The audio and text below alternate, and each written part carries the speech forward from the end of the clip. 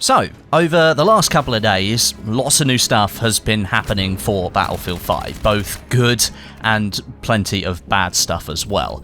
We're sort of going to touch on all of those different topics in this video, the new gun that's launched, the new map Ålesund, and of course, all of the new bugs that were introduced with this new patch. And we're sort of just going to round up my thoughts and opinions of what's happened over the last couple of days. Everyone was really excited for the launch of the new chapter. We have got some new content and we kind of know what's happening over the next few weeks, but also we're having to deal with even more bugs. So it's kind of a mixed bag in this video today.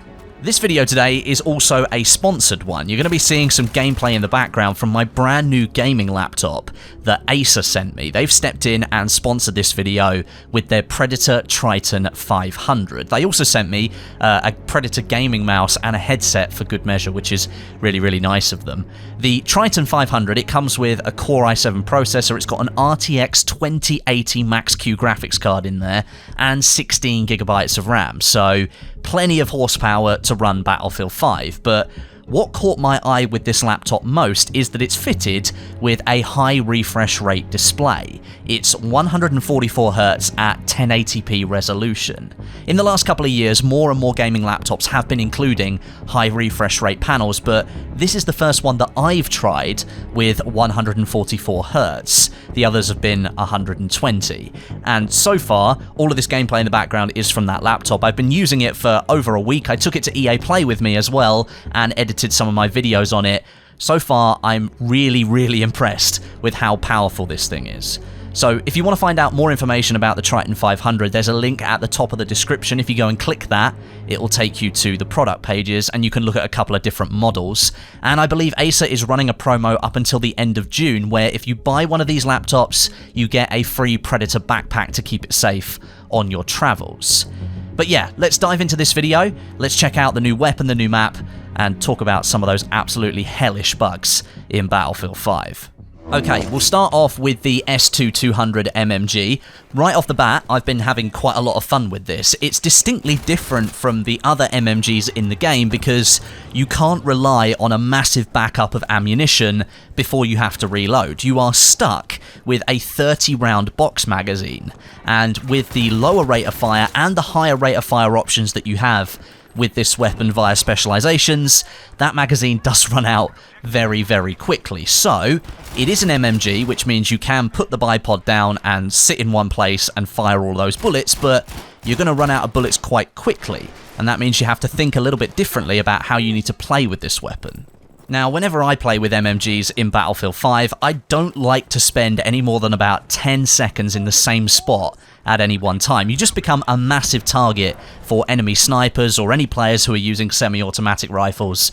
They're just going to pick you off insanely quickly, especially if you fire, kill somebody and then stop firing. Someone else could have picked up on your muzzle flash and then could be trying to take you out the moment you've killed somebody. So I don't like the kind of playstyle where you sit there for anything longer than 10 seconds, so I'm kind of liking this weapon because it's forcing me to get up and move all the time. It's still a very defensive weapon in my head. You could use it around a conquest flag if you wanted to, set up in window panes, you could set up behind sandbags, and you can use that bipod to great effect, and the rate of fire just absolutely devastating people with this thing, but because you've only got 30 bullets, once you run out, you kind of need to duck away from the cover that you're bipoded on, reload, and then come back to it.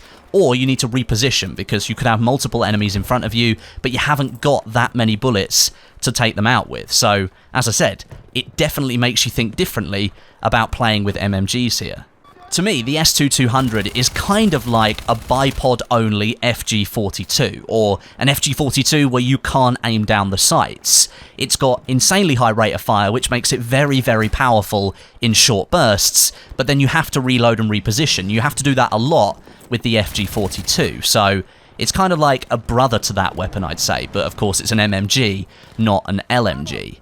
I've ranked it up to rank 10 already, and that only took me a couple of hours, but I've been having a really good time with it, and I found using it on maps that aren't as close quarters, where there is a little bit more room and there's a lot more cover available to you, you can be very, very effective if you're sort of moving up on flags or defending flags.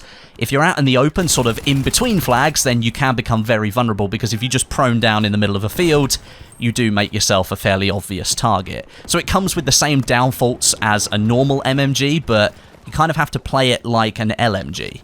It's a weird one, but I'm really enjoying it so far.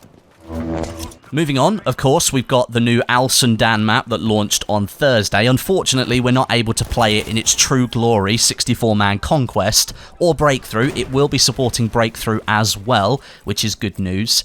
But yeah, we haven't been able to play it with 64 players, which is what it was intended for. It's supposed to be a vehicle-orientated map with tanks and planes in the air and then infantry sort of mixing in, but at the moment we're stuck with TDM and Squad Conquest. I've mentioned this quite a few times already, but the reason we can't play Conquest is because there's a game-breaking bug with that game mode on this new map at the moment that would just cause the game to completely crash. And so, instead of DICE subjecting players to that and launching the map with Conquest 64, they've just turned it off until they can either do a hotfix or release another patch to fix the problem. So, I've spent the last 3 hours or so sort of hopping between servers, playing Squad Conquest on Ålesund, and it's kind of a mixed bag for this map on this game mode. I'm sure for Conquest 64 it's going to play ridiculously differently, but it's not the best Squad Conquest map, but it's not the worst one either. The first thing you should probably know is that the two teams sort of spawn either side of each other on the same side of the map, with one team going for A flag and one team going for C flag, but you can see the flags from each other, so as you run towards them, before you're even starting to capture that gimme flag at the start of the round, I mean, even I'm guilty of it, I've been taking a few pot shots with grenades or Panzerfaust and just firing them over at the other flag and maybe trying to get some damage or maybe even a lucky kill. And that doesn't make for the best start, because then both teams are pushing straight onto B on the other side of the map, but they're kind of running in parallel towards this one point, and it just doesn't feel like a great start of the round to me. I would have much preferred if one team could have spawned on the other side of the map over by the B flag, but I do understand that that B flag has a huge amount of visibility to it. And if you hold that flag, you can kind of control the entire map very, very easily by looking over the town area and looking at the other two flags. So perhaps that's why DICE didn't put the HQ of one of the other teams over that side of the map. There's no vehicles here on Ålesund Squad Conquest, it's just straight up infantry 8v8 across the three flags, and that basically means it just turns into infantry mayhem within the town. Lots of explosions going off, lots of grenades going everywhere, people running around with assault rifles and SMGs. If you like that kind of playstyle, then you're going to like Ålesund purely because it supports it very nicely, but if you were hoping for sort of some vehicle integration, you're not really going to get that here.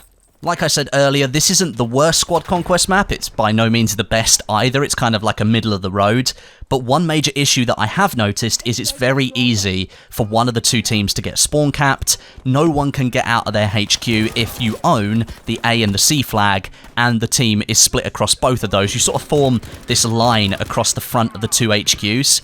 It's not good fun for the team that's stuck in their own one and can't get out. Games end very quickly if that happens, and that's just a byproduct of having the two HQs either side of each other on the same part of the map. I guess the only consolation you can take for Squad Conquest being not that great is that this map isn't really built for it. It's built for standard Conquest, and it will be much, much bigger when that launches, and vehicle players will probably like this map a hell of a lot more as well. So once this comes out as a Conquest 64 map, I'll do another video reviewing the map then, and we'll see how things change.